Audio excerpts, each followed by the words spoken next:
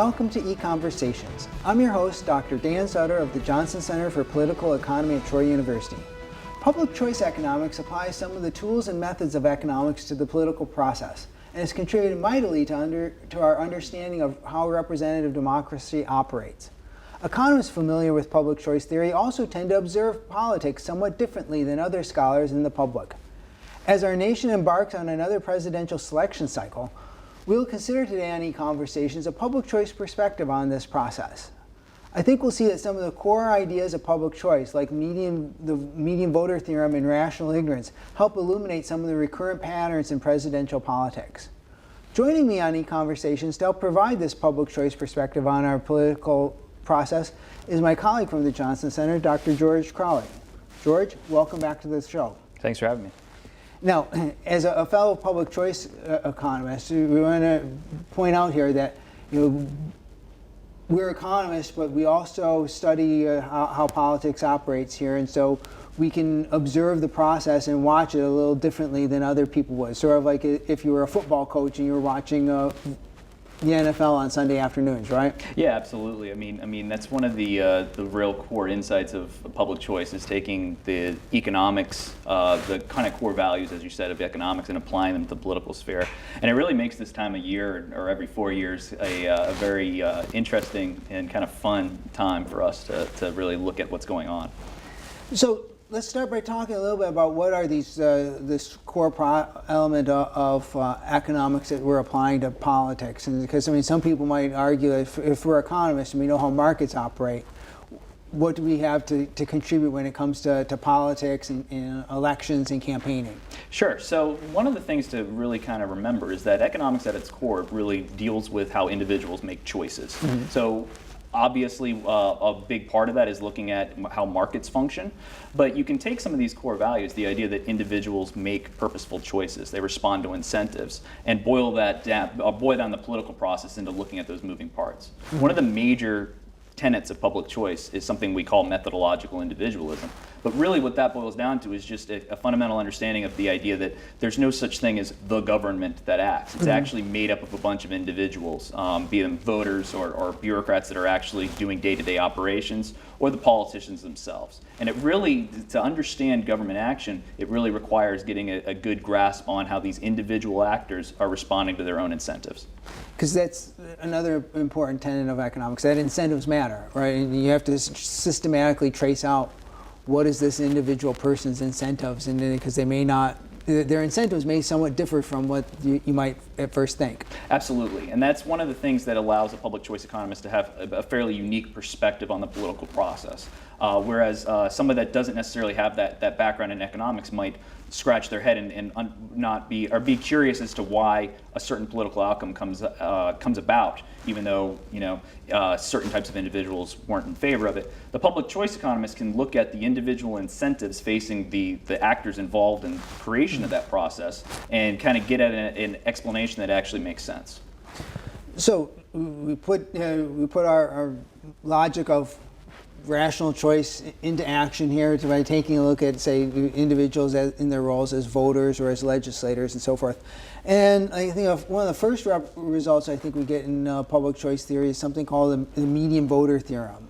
And it has a lot of important implications from it. But let's start by talking about when people are going to vote in an election, if they are going to vote. How do we think they should vote? So the median voter theorem, it's got some fairly basic assumptions, but the main takeaway from it is that if you can model society, and we certainly can do this in the U.S., if you can model society on like a range of political platforms, say from liberal to conservative, Democrat to Republican, something like this, the majority of voters are actually going to find themselves somewhere in the middle. And the politicians that are actually be the most successful are the ones whose policy platforms actually align most closely with the median voter. So in the extreme kind of mathematical sense, the median voter is the one who's deemed to be the decisive voter. But really the kind of takeaway from the theory is that candidates and politicians who are relatively extreme are going to struggle, whereas those that are able to moderate and cater more fully to where the meat of the voting body is in the centrist position there, they're going to be the ones that are most successful. So in other words, if I'm a voter and I'm when I go to the voting booth and I look at these two different candidates, I'm going to look at them and say, which one's closer to my preferences? Or which one is the one that is most in line with how I think government should operate, and I'll vote for that person, right? Absolutely. So that's one of the core basic assumptions, really, is the idea that voters go to the voting booth and they're going to select the candidate who most closely aligns with their kind of stated preferences on whatever policy spectrum you want to look at. That you'll vote for that politician that most is closest to you ideologically. And given that everyone does that, acts in that manner, and the majority of people find themselves in that kind of centrist position, not extreme left, right, liberal, conservative, whatever. Because most people will find themselves in that kind of more centrist position, the candidates that moderate in that direction are going to be the most successful. And so we have some pictures here of Ron Paul and Bernie Sanders. And so if you're a proponent of one of the more extreme positions here, either extreme liberal, Sanders is an avowed socialist, or a libertarian like Ron Paul, I mean, politics is going to be a frustrating lot for you, right? Absolutely. So the kind of basic theory shows here is, as you can see in the kind of graph we have here, if you find yourself on one of the tails, on one of the extremes, so you're a diehard libertarian Ron Paul, or you're a socialist supporter of Bernie Sanders, who's a self-avowed socialist, then you're going to be frustrated because your candidate is not going to stand a particularly good chance of carrying the day in a general election once we incorporate the views of the polity at large. And so if, on the Democrat side, they could run a candidate that's much closer to the middle and figure like, well, Bernie Sanders supporters are still going to vote for them because the Hillary Clinton or a more moderate Democrat is a lot closer to their position than, like, say, Ron Paul or Mitt Romney or whoever's running on the Republican side. Sure, that's absolutely right. And because of that, we would actually expect that those are the candidates that will ultimately get advanced by the party, because they still speak to the kind of extreme base, if you will, more than whoever's going to run on the other side. So one of the results that happens then is that in a two-party election, the party should move toward the center because it's the voters in the middle that are so close. And then there ends up being not a lot of difference necessarily between the parties, right? Yeah, absolutely. So this is a still frame here from it's several years old now, but back when we had Al Gore and George W. Bush running, they were parodied for that reason a lot on Saturday Night Live. They had a skit where they had a debate, and the candidates basically spent the entire time agreeing with one another. And that wasn't actually too far from the truth of what had happened in the debate that immediately preceded that kind of sketch on Saturday Night Live. So absolutely. Because the most of the voters are going to find themselves in that centrist position, candidates trying to win a general election, sway that median voter, are going to have the incentive to move towards that middle. And their opponents will have the same incentive. So especially as we get closer to an election, you'll see real sharp policy divisions start to kind of come closer together. Whereas they may have a year prior been diametrically opposed. As we get closer to election night, you'll see candidates start sounding an awful lot alike. And that that builds into this next part of our story here. We don't just have like one election in November of next year for the president. We first have the nomination process. We have a series of primaries and caucuses across the states where Republicans are competing with Republicans and Democrats are competing against other Democrats, right? Sure, and in most states they're actually only on the ballot for registered members of that party. So absolutely. The median voter theorem still has something to say about this. It's just that we need to be careful because the median voter of the Republican Party is much further right than the median voter for the whole polity at large. So when it comes time to run for election in a primary season, much more extreme views will be essentially tolerated by voters, and then it speaks to this idea that primary elections will tend to, and certainly conventions will tend to look very much different, or the kind of rhetoric leading up to those will look very different from when we get to the general election in November. Although, to some extent, the fact that Republicans compete against Republicans, and we do have all these different caucuses, and some of the caucuses and primaries are earlier than others, that does give some of the more extreme members of a party a chance to influence the eventual outcome, right?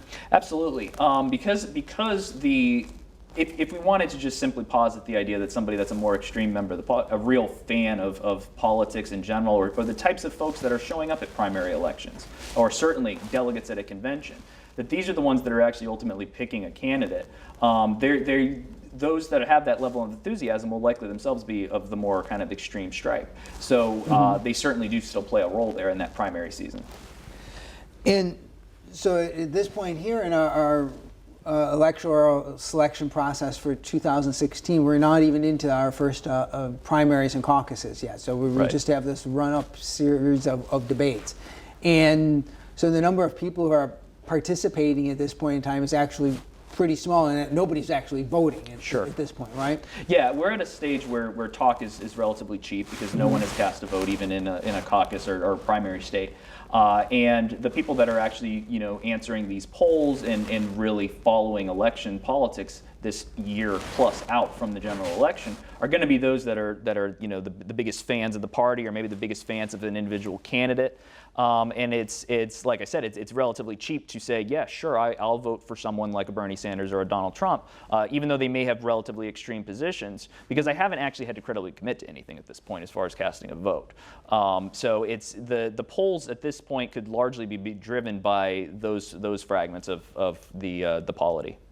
And then the other refrain that just shows up at some point during the primary season is the electability of the candidate, and that's getting to the divergence from the national meeting that we're going to see in the after once we get to the general election, right? Sure. So this comes up, and it's not unique to this election cycle. This comes up whenever we're in a primary season, and we see a candidate who could potentially do very well in that party, but are they not generally electable? And then you see polls start shying back towards the more moderate candidates, even in the primary season, because you see a fear that, well, if we actually advance this candidate, we run this person, they're going to be trounced in the general election because they're not like generally likable. They may be the preferred candidate of the party, but we need somebody that's more centrist on the national stage.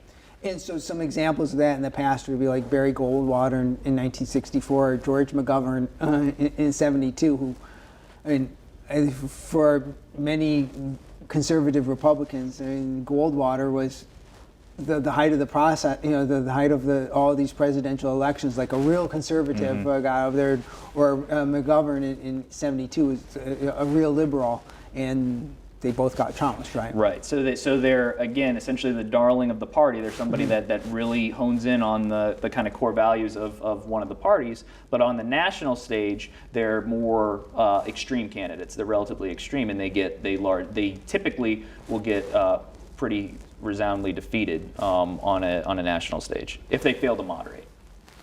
And at some level, if you've been running during the primary season and saying you're this extreme conservative, and you get the Republican nomination, if you're going to turn around and all of a sudden try to paint yourself as a moderate, there is a risk here that you're going to sound insincere, or people will start to wonder, like, what are your true preferences after all, right? Absolutely, and this is, you can't go a day in a presidential or any election without hearing somebody being accused of being a flip-flopper, and it's usually for this purpose, where they essentially sell themselves to core members of the party as one thing, and then when it comes time to actually get serious for the general election, they start to back away from some of those views. Another thing that's important in public choice is what's known as rational ignorance. But to get into rational ignorance, I guess we have to contrast that with a world where, maybe people would know everything about politics. And in that regard, I think back to maybe it was more fictional than real, but at least the alleged days of the old, New England town hall meeting, where all the affairs of government, where you could assemble all the people from the village together, and they could have direct democracy, or have all the affairs of government take place right there in your town hall meeting, where everybody would know everybody, right? Sure. It's a very different world than what we live in now. Yeah, in that model, you would know your elected officials. To be fair, even in today's society, certain smaller towns, individuals may know who their mayor is personally or something along those lines. But it's very different, or it leads to and I guess we should back up and say that in that circumstance, you would expect the average residents of the town, the voters, to be fairly easy. It's easy to be informed about what's going on, what your town government is doing, who your mayor is, the types of policy positions he or she has. But that's a very different perspective than certainly on the national stage in this day and age, but even for most in local politics. Because even though the typical member of Congress has, I guess, on the order of 700 or 800,000 constituents in their district, right? Sure, and I mean it just makes very little sense for that person to be able to know all of their constituents at that point. Yeah. And for any individual constituent, as we're going to discuss here in a moment, it makes fairly little sense for them to be terribly invested in the day-to-day operations of their representative. Yeah, it's highly unlikely that anybody you personally know or would consider like a good friend Right. is ever going to run for Congress. Right. And so you necessarily don't know who's running. Yes, absolutely. It's certainly not on a personal level, and I would wager that you actually aren't even going to take the time to really thoroughly review what they're doing once they're in elected office. Because that gets into then this issue of not only you're going to start ignorant of who's running for office because you don't know the people individually, you don't have a very strong incentive to actually become informed. And this is one of those points where you actually really have to apply the economics and ask what is a person's incentive, right? Absolutely. The whole logic that kind of follows from this rational ignorance, it's really seeking to explain either one, why so few people actually end up turning out to vote. We usually see participation rates even for presidential elections on the order of 50% or so. And then those that do turn out to vote may vote fairly randomly, or they may vote along a straight political party line or something along those lines. This concept of rational ignorance means it basically stipulates that individuals are well aware of the fact that their individual vote is going to be fairly meaningless as far as swaying an election. Now let's be clear, it's not to mean that your vote's not counted, it doesn't mean you shouldn't vote or anything along these lines. It does mean that most individuals don't wake up the night after an election and say, I forgot to vote, had I only voted, things would have been much different. It doesn't usually work that way. One single vote is not going to sway an election. So knowing this, individuals just don't take the time to actually do their homework, as it were, to actually follow really closely what a candidate is doing. They're much more likely to follow along a line of a political party or something of this sort. Maybe I've heard of that person before, because it's just simply too costly to actually take the time to get really well informed.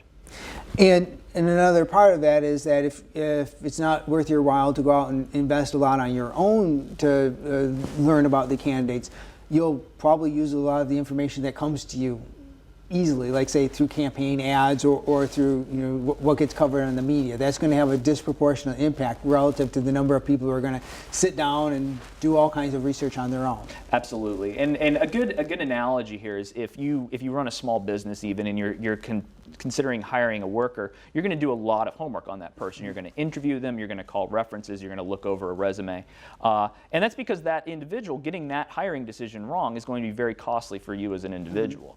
The political process doesn't really work that way because, like you said, some representatives have on the order of nearly 1 million constituents. If you're one of 1 million votes, or certainly even in a national election, it's even bigger than that. If you're one of those votes, you know that getting that decision wrong is not necessarily going to sway things one way or the other. This is obviously even just magnified by some of the stuff we've already talked about, that a lot of these candidates start sounding very much alike at the end of the day. Right. So the individual isn't going to have their incentive to do their homework as far as casting a vote, and they may either choose not to vote at all, or they'll vote randomly, or for someone they've heard of. The way to get at that is through, especially in this day and age, quick sound bites. So you see things like campaign ads that are just designed to be memorable and essentially devoid of actual information. Or the news, the kind of gotcha moments that hit candidates. These seem to have these resounding impacts because you're essentially doing the work for the voter themselves. They don't have to go and watch C-SPAN to see a voting record or anything like this. They essentially just go to the voting booth remembering, oh, I saw that guy on TV, or I heard he said that, and that resonates much more soundly. And we certainly see a number of instances where we observe voters who might be rationally ignorant, and I think there's a story behind this. Yeah. So this picture here. So this is a voter at when Barack Obama won the presidency for the first term, she was interviewed at the victory speech and was asked the question of why was this such a meaningful experience for her. And her answer was along the lines of saying, well, now I don't have to pay for gas and I don't have to worry about paying my mortgage.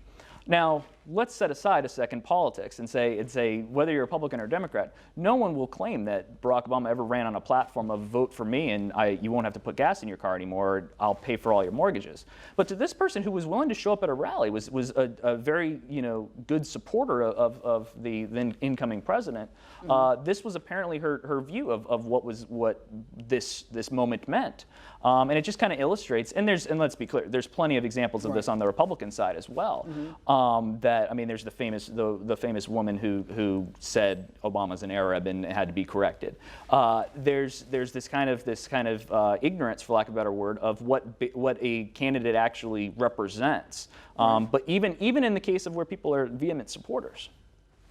And another element of this was if you construct the right campaign, if you put together the right ads, and if you campaign in the right manner, you can actually project a vision of yourself or create an image of yourself that's at odds, to some extent, with the with your actual actions in the past, right? And so this is an example in 2008 when Barack Obama was first running for president. He was campaigning as a centrist, right? Yeah, absolutely. And what this represents, actually, just some data. There's a group out there that looks at congressional voting records and kind of scores you on a spectrum of liberal to conservative. And what this shows is that even though the kind of narrative at the time was that Barack Obama had moderated in some of his general election kind of like debates and things along those lines, he actually was one of the most liberal senators at the time. So it actually just kind of demonstrates the idea that the narrative out there can actually not really reflect the actual facts of a candidate all that closely. And again, this all arises because of the lack of knowledge, or the fact that voters start at a position of ignorance in our large society that we have here. We're you have a country of over 300 million people. Weak incentives for voters to become informed. That's what creates the potential for these ads to be able to craft an image of a candidate that may not be completely 100% correct. Absolutely. I mean, and to be fair, it's like branding anything. The idea that a consumer, or in this case a voter, is going to take their time to do their homework and see every little nuance or every little policy position or everything that you've voted on in your history in the Senate is simply false. There's not really the incentive there, because individual voters know their single vote. The cost of getting their single vote wrong is fairly low. So they don't take the time to do their homework, as it were. So what becomes much more important are kind of pithy, quirky, funny type political ads, or the kind of gotcha soundbite moments that resonate. And so, again, then once the campaign season starts, we'll start to see a whole bunch of ads. These are some of the more colorful or memorable ads from some recent campaigns, right? So tell us a little bit about what's happening here. Yeah, so it's all about like imagery and just getting across kind of I am, in the most superficial way, supportive of this specific pet issue. So you have here Dale Peterson, who ran here in Alabama a while ago for the agriculture commissioner. And this is an ad where he's riding a horse with a cowboy hat and carrying a rifle around. Joe Manchin here is a Democrat in West Virginia who is in a campaign ad where he's talking about cap and trade, is carrying a rifle, and he proceeds to shoot at the bill randomly through the middle of the ad. We have Christine O'Donnell here, who famously ran a campaign ad where she just came out and said, "I'm not a witch," because that was part of the kind of discussion at that point. And then one of my favorites is John Huntsman just riding a dirt bike through the desert. Again, completely devoid of any actual like policy positions, but more or less what you're trying to do in these things is be memorable, which they clearly were. I remember them, and try to signal on a superficial level that, look, if you vote for Joe Manchin, he's a pro-gun candidate. Or if you vote for John Huntsman, he's somebody that is, you can have the proverbial, you can have a beer with him. He's an everyman. He can go out and have fun. It's not all politics all the time. The other thing that you tend to see are campaign ads that are just straight up attacks on rival candidates on very narrow issues where they say, look, you said this one thing this one time, and now I'm going to beat you over the head with it so that this attempts to resonate with voters. Very rarely will you ever see a candidate run an ad where they get really into the issues specifically. They know that the 30-second spot that's funny or memorable is going to resonate with voters much more than trying to get into the nitty-gritty of policy. And in a world where voters start not knowing anything or start from a position of ignorance, incumbents can, in some sense, be at an advantage simply because they've been in office for a while and people are more likely to recognize their name, right? Yeah, absolutely. Some of the polls indicate like why a certain candidate was voted for, and one of the things that always leads that discussion is, am I better off today than I was however many years before? That necessarily presupposes that a incumbent there is somehow had something to do with that. You kind of already gone on a job interview with this person. You've seen them in action. At the very least, they have name recognition that a challenger may not have. We call this incumbency advantage. This idea that incumbent candidates currently holding office at whatever level of government, generally do have an advantage. I think the numbers you could correct me, but I think the numbers in the U.S. Congress are something like 90%. As far as retention rates whenever they come up for re-election. People like to go with the name brand that they know, and as such, these incumbents have an advantage over their challengers. Incumbents also are able to raise a lot of money to spend on campaign ads. Now, we've been able to discuss why it is that campaign ads can have an effect.